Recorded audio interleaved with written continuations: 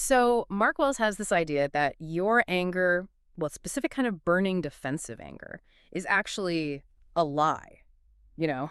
Like, it's a cover-up operation. We're looking at his blog post, The Armor of Anger, and I have to say, this one felt a little like being called out personally. It's definitely an uncomfortable read. He introduces this concept he calls justified dread. Justified dread. hmm And it basically explains why we sometimes fly into a rage at the people we care about most, Yeah. even when, and this is the key part, they haven't actually done anything wrong. Justified dread. I mean, that sounds like the title of a horror movie, doesn't it? It really does. But in this context, he's talking about a transaction, like a psychological bill that's finally coming due. That's the core of it. Mhm. We usually think of dread as just, the fear of something bad happening. Getting fired, a breakup, a confrontation. Exactly. But Wells argues justified dread is different. It's not just the fear that punishment is coming. It's the terrifying subconscious knowledge that that we deserve it. Oh. Okay, that distinction flips the script completely. Right. Because usually we tell ourselves, I'm scared my boss is going to fire me because he's a jerk. But Wells is saying, no, you're scared because you know you haven't been doing the work. You're not afraid of his reaction. Yeah. You're afraid of your own secret agreement with it. The secret agreement. Yeah, that's his term for it. The ego can handle being a victim. It can handle being treated unfairly. But what it can't handle is admitting, I am guilty and the consequences I'm facing are correct. That's just too painful. So painful that the mind literally can't sit with it. So it scrambles. It has to survive that crushing weight of, I deserve this. And it does that by converting the guilt into something else, something outward. It turns it into hatred. It's a defensive alchemy, really. Yeah. If I accept the debt, my sense of self collapses.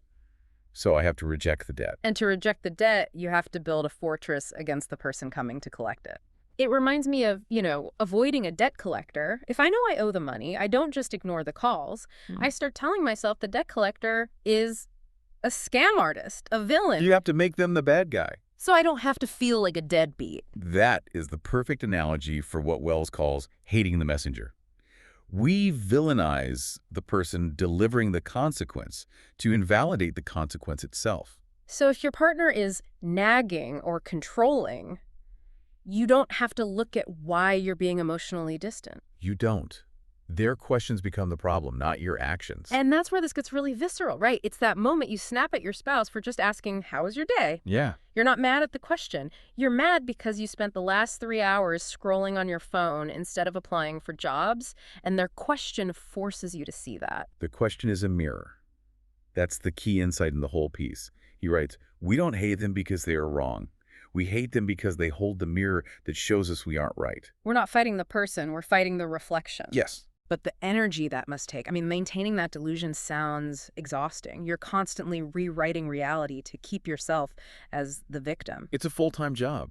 You're basically litigating your own innocence in a court where you already know you're guilty. And that's why this justified dread often leads to burnout. You're carrying the shield of anger, and that shield is just heavy. It is. So how do we put it down? Wells talks about dropping the shield, but that sounds a lot easier said than done. It is much easier said than done. If the shield is protecting me from the pain of admitting I messed up, why would I ever drop it? Because the alternative is just indefinite bitterness. Wells suggests a very specific and very difficult first step.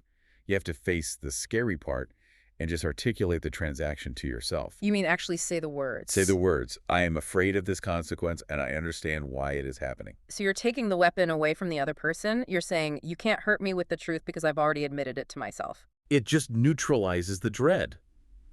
The consequences might still come. You might still lose the job or the relationship, but you face it with integrity.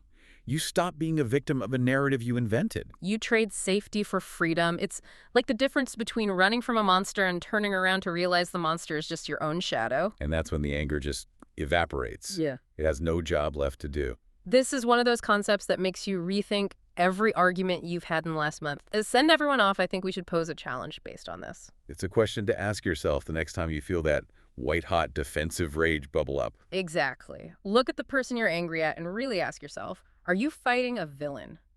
Or are you just fighting a mirror? Thanks for listening to this deep dive.